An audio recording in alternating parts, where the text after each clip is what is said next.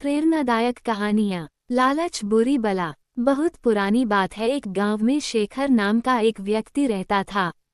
वह बड़ा मेहनती था, किंतु गांव में कोई रोजगार नहीं था।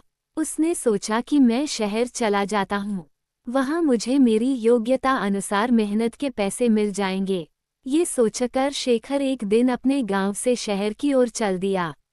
शहर बहुत दूर था। चलते चलते शेखर थक चुका था।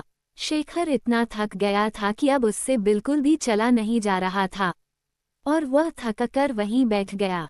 तभी शेखर ने देखा कि वहां से कुछ दूरी पर एक झोपड़ी है और झोपड़ी में एक घोड़ा बंधा हुआ है।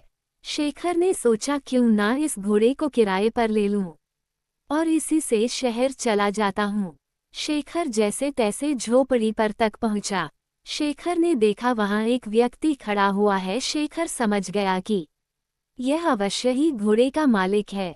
शेखर उस व्यक्ति से बोला, मुझे आगे शहर में जाना है और शहर यहाँ से कई किलोमीटर दूर है। मैं बुरी तरीके से थक चुका हूँ, तो क्या मैं आपका घोड़ा ले सकता हूँ? इस पर घोड़े का मालिक झुंझलाते हुए बोला, तुम्हें क्या मैं घोड़ा ऐसे ही दे दूँ? शेखर बोला, मैं आपसे घोड़ा फ्री में नहीं लूंगा, इसके बदले मैं आपको घोड़े का किराया दूंगा। घोड़े का मालिक बोला, मैं तुम्हें घोड़ा किराए पर तो दे सकता हूँ, किंतु मुझे अभी दूसरे गांव जाना है। अगर तुम मुझे उस गांव तक छोड़ दो तो मैं ये घोड़ा तुम्हें किराए पर दे सकता हूँ। शेखर झट से तैयार हो गया। शेखर घोड़े पर आगे बैठ गया और घोड़े का मालिक पीछे।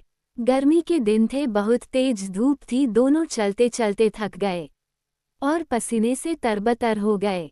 शेखर बोला, बहुत तेज गर्मी है और थकान भी बहुत हो रही है, कहीं थोड़ी देर आराम कर लिया जाए। दोनों ने इधर उधर देखा, किंतु कहीं भी कोई पेड़ नहीं दिखा।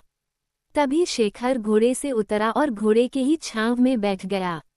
शेखर थोड़ी देर ही घोड़े की छांव में आराम कर पाया था कि ये सब देखकर घोड़े का मालिक बुरी तरीके से जल गया।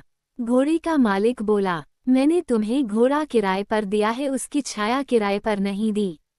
तुम हटो यहाँ से, इस छाया पर मेरा अधिकार है और मैं यहाँ आराम करूँगा। ये सुनकर शेखर बोला, महानुभाव, आप ये कैसी बात कर रहे हैं? मैंने अगर घोड़ा किराए पर लिया है तो उसकी छाया पर भी मेरा ही अधिकार है। अगर आप चाहें तो आप भी इस छाया में मेरे साथ बैठकर आराम कर सकते हैं। लेकिन घोड़े का मालिक बड़ा जिद्दी था। वह बोला, नहीं नहीं, इस छाया पर सिर्फ और सिर्फ मेरा अधिकार है और मैं ही इसकी छांव में बैठूंगा। तुम हटो यहाँ से। इतनी छोटी सी बात पर दोनों में जोर जोर से बहस होने लगी और बात तू मैं से हाथापाई पर आ गई। दोनों एक दूसरे से झगड़ने लगे और एक दूसरे पर लात घुसे बरसाने लगे। सुनसान जंगल में उनके बीच बचाव करने वाला भी कोई नहीं था। दोनों की लड़ाई देखकर घोड़ा भड़क गया और वहां से भाग गया। थोड़ी देर बाद जब घोड़े के मालिक ने घोड़े को देखा तो वह कहीं दिखलाई नहीं दिया। ये देखकर घोड़े का मालिक बोला, अरे मेरा घोड़ा कहाँ चला गया? वह तो अभी नया है, उसने ठीक से घर भी नहीं देखा, पता नहीं वह कहाँ गया और अब मैं उसे कैसे ढूंढूं? तभी शेखर बोला, अच्छा हुआ, तुम जैसे लोगों के साथ ऐसा ही होना चाहिए। अभी तुम छाया के लिए परेशान हो रहे थे, अब घोड़े की काया के लिए परेशान होना।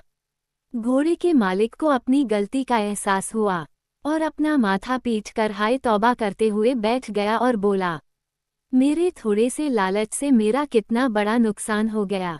मुझे अपनी करनी का फल मिल गया। घोड़े की छाया के लोभ के कारण घोड़े की काया से भी हाथ धो बैठा। शिक्षा। इस कहानी से हमें शिक्षा मिलती है कि लालच बुरी बला है और कभी कभी छोटे से लोभ के कारण बड़ा नुकसान उठाना पड़ सकता है।